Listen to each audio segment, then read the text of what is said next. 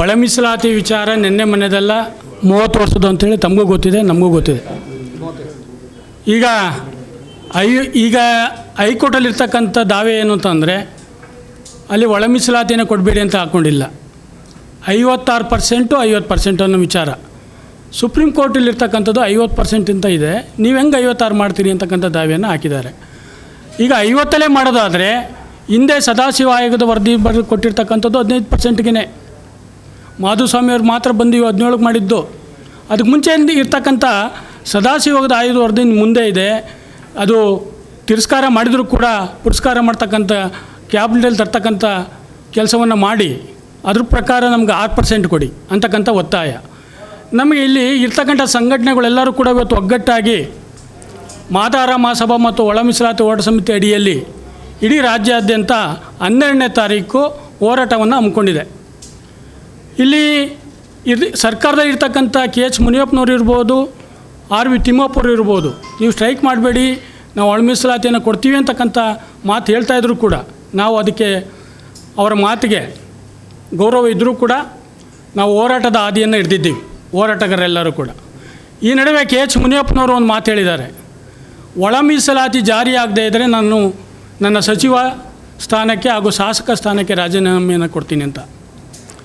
ನಾವು ಸಚಿವರ ಮಾತನ್ನು ಗೌರವಿಸೂ ಕೂಡ, ಹಿರಿಯ ಸಚಿವರಿದ್ದೀರಿ, 7 ಬಾರಿ ಸಂಸದರಾಗಿದ್ದೀರಿ, ಸಮುದಾಯದ ಹಿರಿಯ ಮುಖಂಡರಾಗಿದ್ದೀರಿ. ನಿಮ್ಮನ್ನು ಕಳ್ಕೊಳ್ಳೋದಕ್ಕೆ ನಮ್ಮ ಸಮುದಾಯ ಒಪ್ಪೋದಿಲ್ಲ.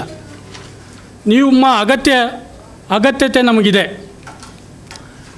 ನಾವು ಸಚಿವರಲ್ಲಿ ಒಂದು ಮನವಿ, ಹೋರಾಟದ ಬದುಕು 30 ವರ್ಷ ಆಗಿದೆ.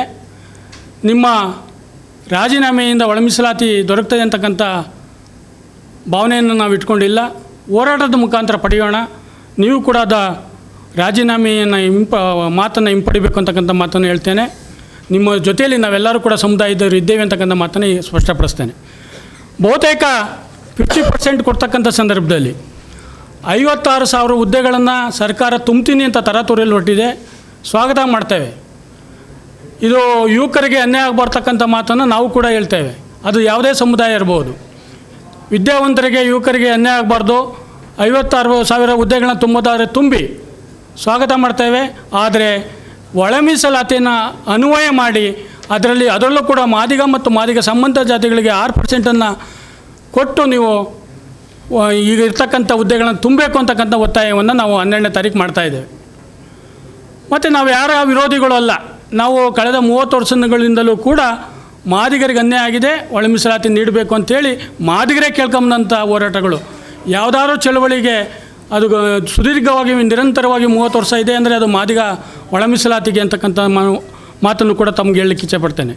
ದಯಮಾಡಿ ಒಳ ಮೀಸಲಾತಿಯನ್ನು ಮಾಡಲೇಬೇಕು.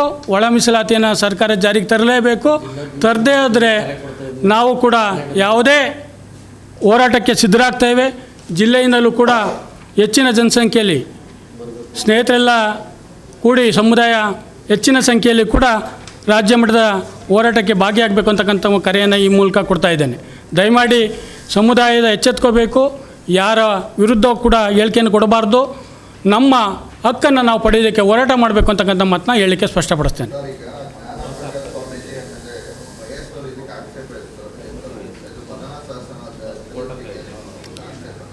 ಸರ್, ಈಗ ತಾವು ಕೇಳಿರ್ಬೋದು, ಅವರು 50% ಬಂದ ಮೇಲೆ ನಮ್ಮ N. ಮಹೇಶ್ವರು ಒಳ ಮೀಸಲಾತಿ ಜಾರಿ ಮಾಡೇ ಇದನ್ನು ನೇಮಕ ಮಾಡಬೇಕು ಅಂತಕ್ಕಂಥ ಮಾತು ಹೇಳಿಕೆಯನ್ನು ಕೊಟ್ಟಿದ್ದಾರೆ. ಹಿಂದೆ ಅವರು ಹೇಳಿಕೆ ಕೊಟ್ಟಿದ್ದರು, ಇದು ಮರಣ ಶಾಸನ ಆಗುತ್ತೆ ಬಲಗೈ ಸಮುದಾಯಕ್ಕೆ ಅಂತೇಳಿ. ಈಗ ಅವರು ಹೇಳಿಕೆ ಕೊಟ್ಟಿದ್ದಾರೆ 50% ಮಾಡೋದಾದರೆ ಒಳ ಮೀಸಲಾತಿ ಇಲ್ಲದೇ ಯಾವುದೇ ಕಾರಣಕ್ಕೂ ಕೂಡ 56,000 ಹುದ್ದೆಗಳನ್ನ ತುಂಬಾರ್ದು ಅಂತೇಳಿ ಹೇಳಿಕೆ ಕೊಟ್ಟಿದ್ದಾರೆ. ದಯಮಾಡಿ ಅದನ್ನ ಗಮನ ಹರಿಸಬೇಕು. ಜ್ಞಾನಪ್ರಕಾಶ್ ಸ್ವಾಮೀಜಿಗಳು ಹೇಳ್ತಕ್ಕಂಥದ್ದು ಏನು ಅಂದರೆ, ಅವರ ಸಮುದಾಯದ ಮುಖಂಡರಾಗಿ ಅವ್ರು ಕೇಳ್ತಕ್ಕಂಥ ಕೆಲಸನ ಅವ್ರು ಮಾಡ್ತಾರೆ. ಅದ್ರ ಬಗ್ಗೆ ನಮ್ಮದು ತಕರಾರಿಲ್ಲ.